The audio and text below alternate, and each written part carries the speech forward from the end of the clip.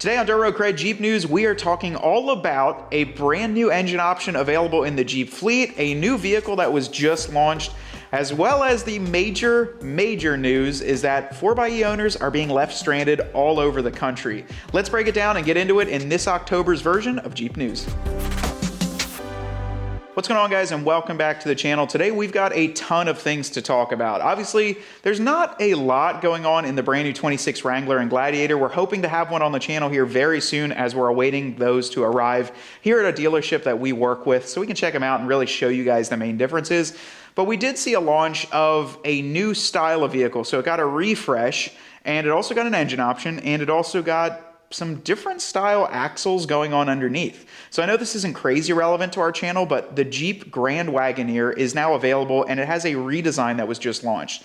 The Wagoneer name was cut, and the Jeep Grand Wagoneer is now the only staple kind of vehicle that you can get with that. I believe it's the Grand Wagoneer and the Grand Wagoneer L. I won't go too much into it, but one thing that I saw that was pretty cool, so the first one was that the price came down. So I'm seeing that the base price, according to one article, is dropping $20,000.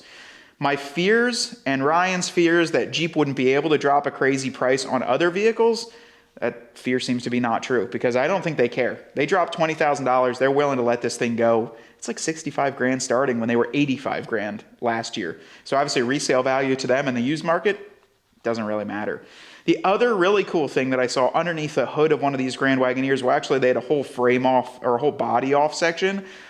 A 3.6 liter with so the 3.6 liter V6 Pentastar acted as an electric generator. So that was generating the power and then going into electric motors. And it was capable of up to it was over 600 pound-feet of torque and 600 horsepower out of that.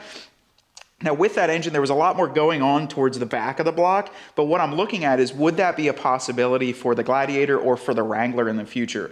Are we gonna be able to see a 3.6 liter Pentastar, which is already very common in those trims, turn into a battery style generator for the vehicle? Because personally, that's what I like the most, being able to still fill it up with fuel, still stop at a gas station, but then have the ability to charge. I think that's a really cool availability for these vehicles. But the other little hint that we saw from them too is that on some of these, they had 8-lug wheels. It was very odd. The Grand Wagoneer has always been a 5 or a 6 lug. I want to say it's the same as the Ram 1500, a 6 lug, but these were 8 lugs. So maybe with more power coming through it, they're putting on bigger differentials, bigger housings to be able to hold it. But could this cross over into the Wrangler and Gladiator with some 8-lug axles?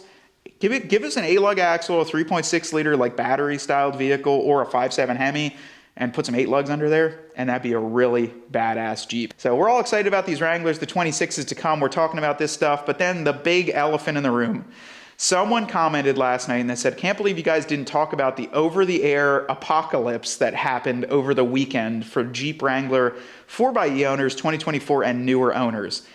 And that led us into the nightmare of reading all these stories. This is an absolutely insane event that happened. We are reading stories on the JL Wrangler forums, on the 4xe forums, Jeep Care is involved, and it is just a total crapshoot. What happened? What went down? So Ryan and I are looking at it. We're on a phone call this morning. And from what we gather, this was an over-the-air software update to the telematics module in the Wrangler 4xe. Now, the difference between the telematics module and the actual Uconnect module is the Uconnect is the radio side of it, and the telematics is more, I would say, vehicle-controlled software. So this is software that actually controls the functionality of the vehicle, the way it performs, and how it drives. The Uconnect software is like the radio updates. You get the Sirius XM ads. So the difference between these two is very, very important, because telematics is, this thing could potentially get bricked up and not drive, versus the radio doesn't work. So this over-the-air update occurred, from what I could gather, it was between Friday and Saturday. They were going all throughout these Wrangler vehicles. You could either accept it on the radio, or it would just do it overnight. And that was it was the worst. Imagine hitting accept. That's like clicking the link that says, hey, I need you to buy me $1,000 in gift cards, sincerely, your boss. And you click the link and now your computer's hacked. That's what this accept was like. After these people hit accept, I read through, I don't know how many dozens and dozens and dozens of stories about these Jeeps just losing all throttle response, going basically into a complete limp mode, not being able to drive, losing accelerator on the highway, having to pull over, check engine lights. this was like an apocalypse for those owners. And the scariest parts for me were not the ones like, I read some, it was like, yeah, I went into, this is so funny. I parked my Jeep 4xe at Costco, went in to go, saw the update, clicked accept, went into Costco, came back out, couldn't drive it. So like I just went to go get groceries, hit it accept for an update like you would on an iPhone, and now I can't drive my Jeep. And that's the least, like... That was the best case, I would say. That was the best case scenario. The other ones were like, I was going 70 miles an hour on the highway. It said like basically pull over now, and it just lost all throttle response. We've had that happen before with ours, but that was a physical issue, not an update issue. A few I've seen, it left people stranded at intersections. So like you're just sitting at a busy intersection, just Jeep just shut off. And then the other thing I saw was that it didn't matter what mode you were in. So gasoline, hybrid, or full electric, it didn't matter. The Jeep was still shutting it down. This is absolutely the craziest thing to happen. And I'm not going to go and say that this doesn't happen to other vehicles because we know it does. But the track record for these vehicles, I would say it just keeps happening. Yeah. It's almost like, one time, okay. Twice, three, like. But you have multiple owners now. Jeep Cares is involved. They're on the 4xe forum. I've been seeing them like kind of responding on what's going on. Also keeping it like more legal. Like they got to make sure that they're covering their butts too. But the one thing that I will say was pretty cool is they're actively addressing it and they're making sure that it gets fixed up. They're having people send in their VINs, what the story, what happened. And then their engineers are going back and figuring out what went wrong with the update. But I don't know. You guys know like what our thoughts are on the 4xe. We've had a video, if you haven't checked that out, what it would take for us to buy a 4xe. It just keeps like, I don't know. Problems keep building up. They keep building up. And it's not a hit piece towards them because I do think they are a good vehicle when they run properly. Same with any other vehicle, but having kids in the car, having your family, losing power at 70 miles an hour, that's not. And then plugging it in and it exploding. And then potential of it. Well, there was a while it was like, that one video of the hardtop blowing off, but it was like, don't plug them in inside. Yeah. It was like, keep them outside or don't charge them until the update's happening. So it's like, that's the scariest part, I would say. So this isn't just the fault of like a software update for the 4xe, because right now the 4xes are taking more software updates because they have certain issues going on.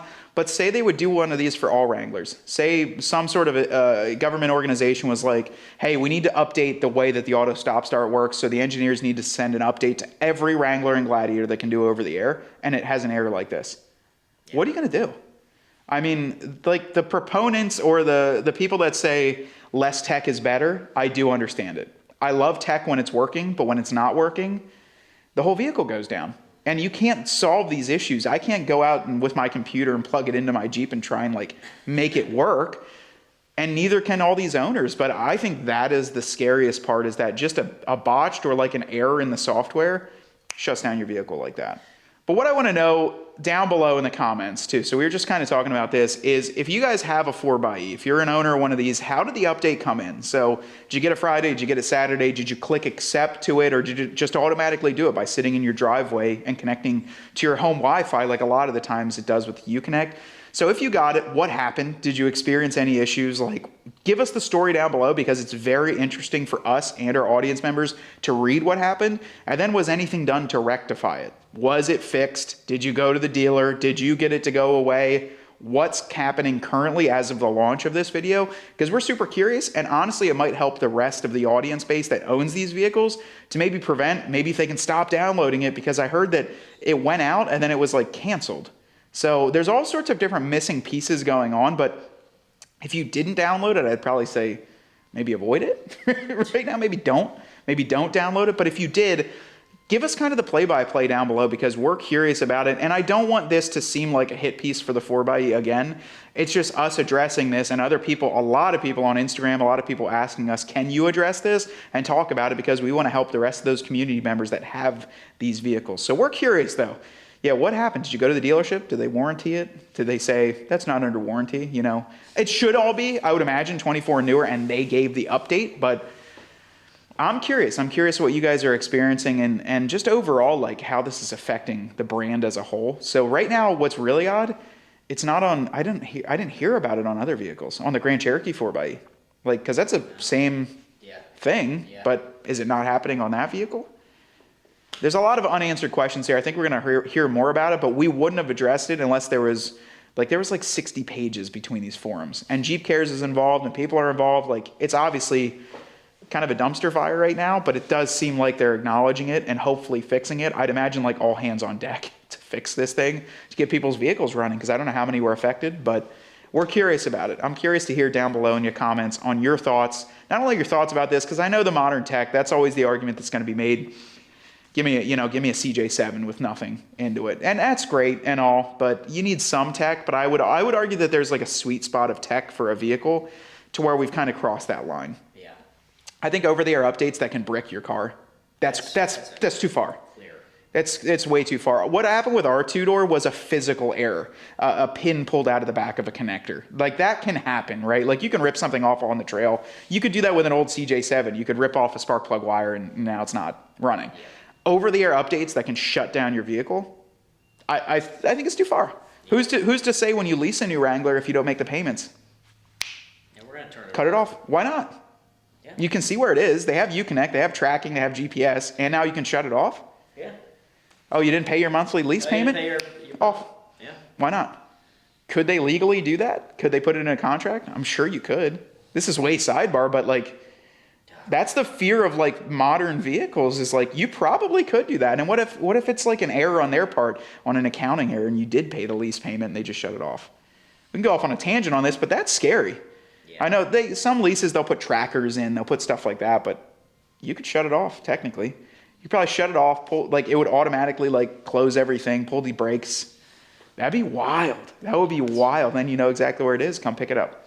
So I don't know. We want to hear about it down below in the comments. That would probably be our biggest question. What is too much tech? I think we've kind of seen what is too much tech, but I would say there's a sweet spot of like really good tech inside that's just vehicle based. And to me, this feels like a bit of an overstep. I think as we close this one out, Ryan, the most ironic piece of this, let's talk about a story at Tennessee, Smoky Mountain. There was a hat that Brian from Distinction applied. He has all these licensed hats. It said like 4xe is freedom. And I picked it up, took a picture, and I think I posted it on our Instagram story. This is how he had one of those hats. He's like, I think I only got one of those. I don't even know how it got here. Later on in the day, there's an old beat up like champion hat on the table. Someone stole that hat. And they're probably wearing it around that says 4xe is freedom right now. They switched out their old hat for, I think I have that old hat. For some reason, my dad was like, it's a memento now. It's like some old beat up hat, but he just like picked it up, laid it on the table and took the one. So if it was you, we know. Now he has it in his 4xe that's stuck on the side. Yeah, freedom, and he's like holding this up. This isn't a hit piece for the 4xe owners, but I don't know. They're notorious for being haters. Take it as you will. Hopefully this helps somebody. We got a lot of cool stuff going on though. What else we got going on, Ryan? We got SEMA coming up. If you guys haven't heard about that, we're taking our two-door out to the Catskin booth. We've got probably some new merch coming. A lot of people have been asking about some of the stuff that we carry. Let us know in the comments. This would be a good one for everyone that stays this long. Ryan has the idea of doing a crew neck, like a classic style crew neck shirt. We want to do some hoodies and maybe a long sleeve shirt to add onto the website. We will be doing, mark our words, hopefully more giveaways for the next few months. So like every month we'll hopefully have our own different giveaway until we can eventually ramp up to ding ding, giving away a whole Jeep, but we got to ramp up to that point. So let us know in the comments what kind of merch you'd like to see. We're talking about putting those jackets that I typically wear on there, but we'd be curious of what your thoughts are, what colors you wear, things like that. And I know that's kind of a personal question, but it does help us because we go through and we do pretty much listen to our audience when it comes to that stuff. So I don't know, drop a comment below. We're curious about what your thoughts are on this. I think it was an interesting video. I think there's a lot to talk about here, and I would say the biggest thing is that just the fear that this can happen to any vehicle. Either way, my name's Matt, Ryan's behind the camera, and we want you to get out there and earn yours.